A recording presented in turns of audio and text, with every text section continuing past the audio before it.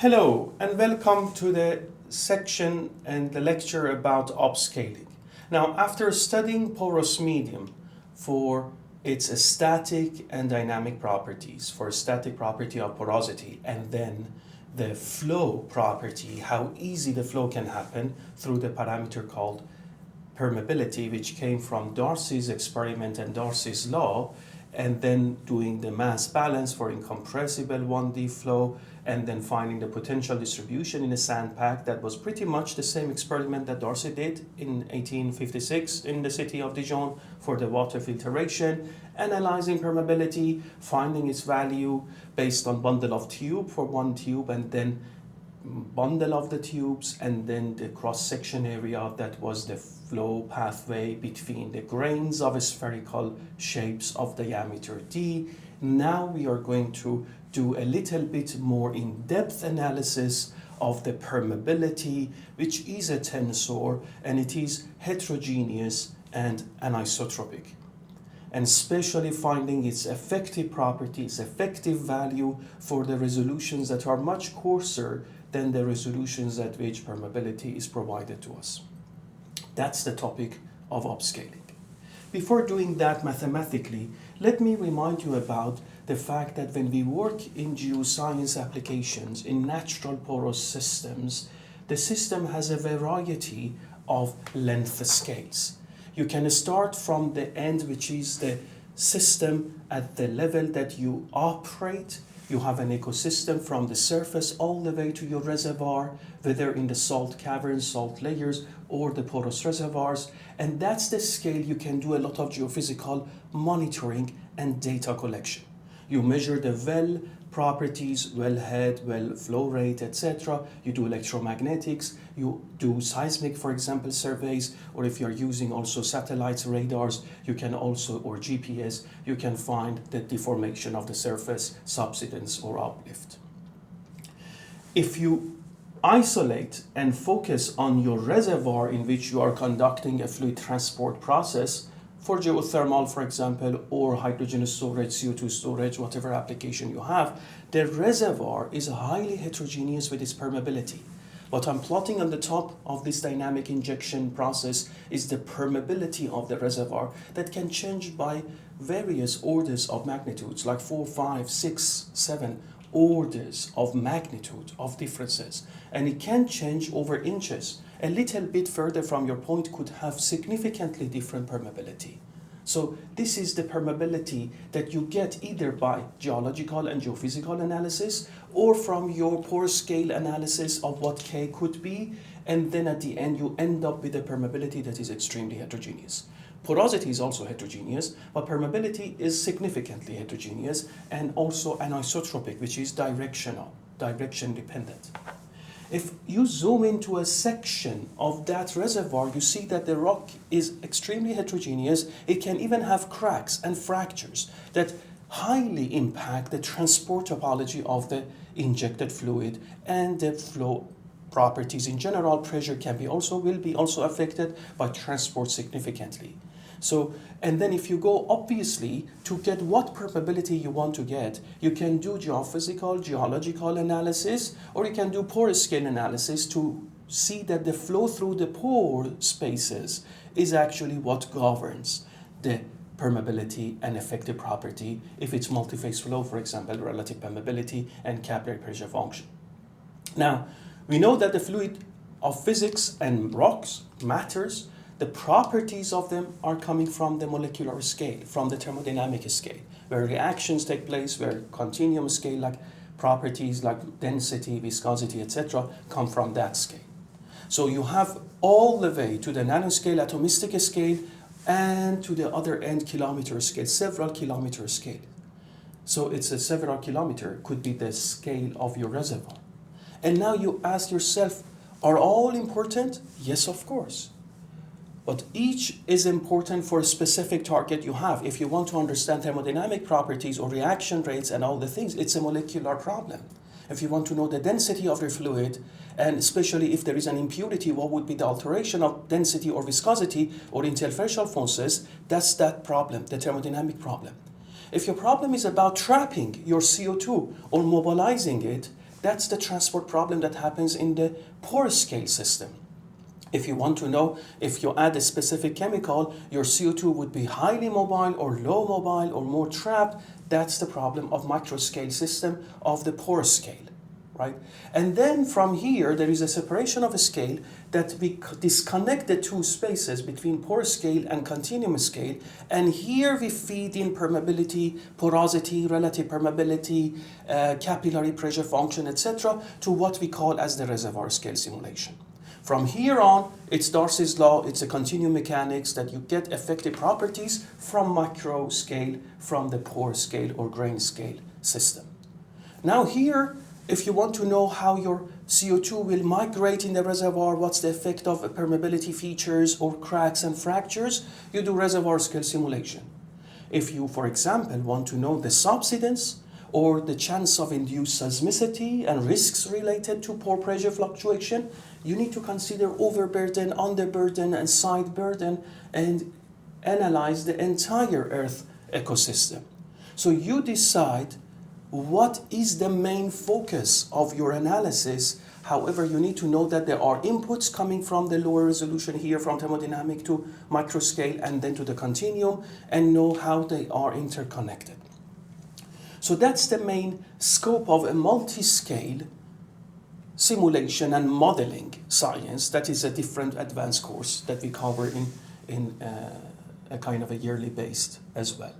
So now we have these, and now let me just focus on representation of permeability of my system.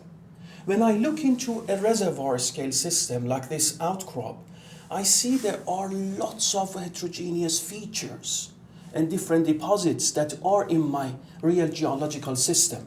I can zoom in and focus on a small piece of that big system and still observe heterogeneity. I can go down and down all the way to the pore scale system, but not to solve the individual pore space simulations, but actually getting the entire 1 centimeter, for example, or 4 centimeter size sample.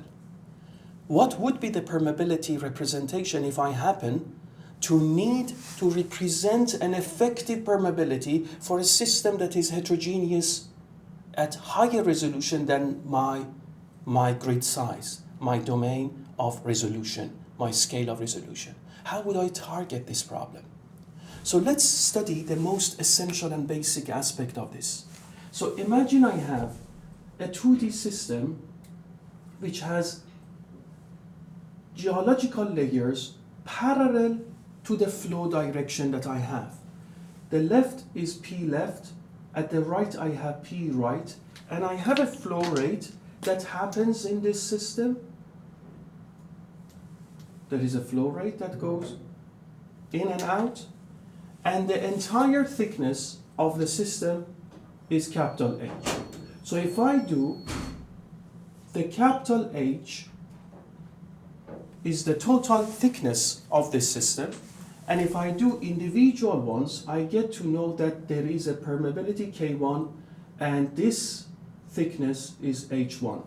I can do K2 and I can do K3, and that is H1, this is H2, this is H3. Finding effective permeability for my system means that I want to have a K effective that if imposed on P left and P right, it will give me the same flow rate as the total flow rate that goes in the system. Which means my Q total is Q1 plus Q2 all the way to the end. And how do I find the effective permeability that represents this layered geological system that are parallel to the flow direction? I know from Darcy's law that velocity is flow rate divided by cross-section area, which means Q is U times A. Now I write it for total velocity, and I know that U is K over viscosity, delta P over L. That delta P is P left minus P right. Great. So let me just go on and say that the total Q is K effective over viscosity delta P over L, which is the velocity, times cross-section area, which is the capital H. The other dimension is 1. I just assume that it's just 2D. So that W is 1. This equals K1 over mu delta P over L. It's the same delta P because the length of the samples are all the same. So that's also L. So K1 over mu delta P over L times H, which is now H1. I do that for the second one, delta P over L, H2, and so on. That means that my K effective H K effective, will be H1 K1, H2 K2, etc. Which means effective K is summation of HI Ki over summation of HI, which is the capital H, because capital H is summation of individual thicknesses. That's actually the harmonic, I'm sorry, this is arithmetic average. So that's arithmetic average. And weighted arithmetic average. Because you have the layers and you just sum them up and divide them by the total length. How would this work? You simply get to know that, for example, for a two-layered system, if the length, if the thickness is the same, and this is K1, this is K2, your K effective will be K1 times H plus K2 times H over the total thickness, which is 2H, and therefore it will be K1 plus K2 divided by 2. This is for when the system has layers that are parallel to the flow. And especially if K1 is 0, you see that effective K will be K2 divided by 2, which is half of it. So if one layer is blocking the flow, doesn't have any permeability, you still get flow, but obviously half of the permeability of that layer. That's when the layers are parallel to your flow. Now, how about if the layers were normal to the flow? So you have a rock sample like this, in which you impose it to P left and P right, but each one has different length and permeability, so K1, K2, K3, etc. However, the flow rate is normal to these stacking of different layers. So that's the flow rate direction. How would you find the effective permeability now here? So to know there is an equivalent rock with the same thickness, because the capital H is the same for both, and that's the L total for them. What would be the K effective for this case? So flow rate is the same in each layer because the divergence of velocity is 0 and all of them are normal to the flow direction. So Q in the layer 1 is equal to Q in the layer 2, and it is the same as the Q total. So how do we then find the effective permeability? The trick here is to know that the delta P total over L, which is total, which is delta P, which is P left minus P right, not the over L, but just the delta P itself. So I'm going to correct it. So the delta P total is delta P1, delta P2, etc. And delta P from Darcy's law is velocity times L divided by K multiplied by mu. That's delta P from Darcy's law. And so I write the total pressure drop, which is mu U L total over K effective. That becomes mu U L1 over K1, mu U L2 over K2, etc. Which then becomes, when I simplify with mu u my system, I get the L total over K effective is summation of Li over Ki, L1 over K1 plus L2 over K2, etc. Which means that K effective is L total divided by summation of Li over Ki. And if I have, for example, a two-layered system, this is K1, this is K2, and if length is the same, my effective permeability will be 2L divided by L over K1 plus L over K2, and that becomes 2K1, K2 over their summation. This is called harmonic averaging or weighted harmonic averaging. Especially if K1 is 0, you will find that K effective harmonic will be 0 if K1 is 0. So if one block does not let the flow happen, no flow will happen. That's the beauty of this kind of harmonic averaging. And the average is towards the smaller value. It is closer to the smaller value, while the arithmetic averaging is just an average of all, depending on their cross-section contribution. Now, these were for 1D problems, one-dimensional problem. How do we do the 2D problem? So if I have a domain that has not just normal stack of permeability differences, but also horizontally, can I still do analytical approach to find an estimate for the effective permeability? There are two ways that we can find actually the extreme values, the minimum and maximum estimate for the permeability effective of this 2D problem. First is we assume that these are going to be first effectively found. So first we find the effective values inside each column. So I will do arithmetic averaging first. And then between each column I find the effective permeability from harmonic averaging. Alternatively, I could first find effective permeability within each row through harmonic averaging, and then do, well, let me just finish the layers, because this is one layer, there is another layer, so these are the layers, and then between the rows, then I do arithmetic averaging to find the effective permeability.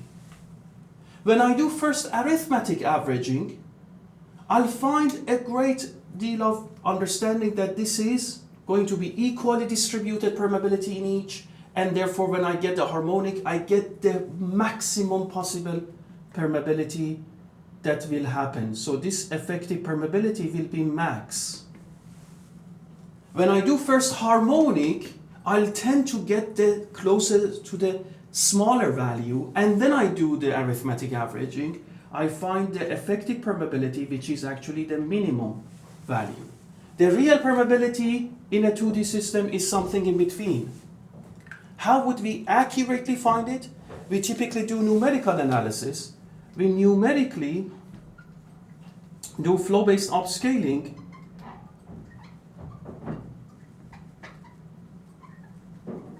which allows us put P left and P right, and for example no flow here, and find the flow rate and find the effective permeability through numerical calculations.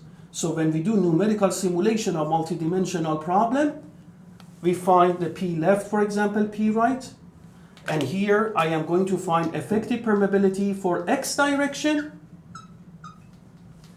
which is, for example, I find the total U here, and then related with Darcy's law, that the total U will be what? U will be K effective in XX divided by mu delta P, which is P left minus P right over L, which is this length. I can then get the kxx from this. If I also rotate it in the vertical direction, then I get, for example, P south, P north, and this distance can be h, and therefore I can also find, this is u in x, this is u in y, I can find k y over mu P south minus P north over h. And here I get two different values for kxx and kyy. In my estimation of analytical approach, I will also get different values when I do q in x. So I decompose it this way. I can also find the effective permeability when I have flow rate in y direction. So in general, kx and ky will be different. And that's why in upscaling processes, I get different values for x and y directional permeability, even though my small scale k's were, in this case, even isotropic. There was one scalar k for each of them, but effective value would be different. And that's why kxx and yy could be different due to the upscaling. And so it's extremely interesting for us to note that when we have the full tensorial k, then we can see that there is an interesting phenomena that happens, that when I have ux and uy is kxx, kyy, if it is just that, or if I get even, this is yx, this is yx. When I get these, then 1 over, obviously, viscosity will be also here.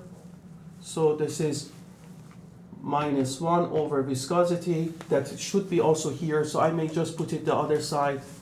And then I have multiplication by gradient pressure in x direction, gradient pressure in y direction. So there is a minus viscosity here that I need to also accommodate. Minus 1 over viscosity.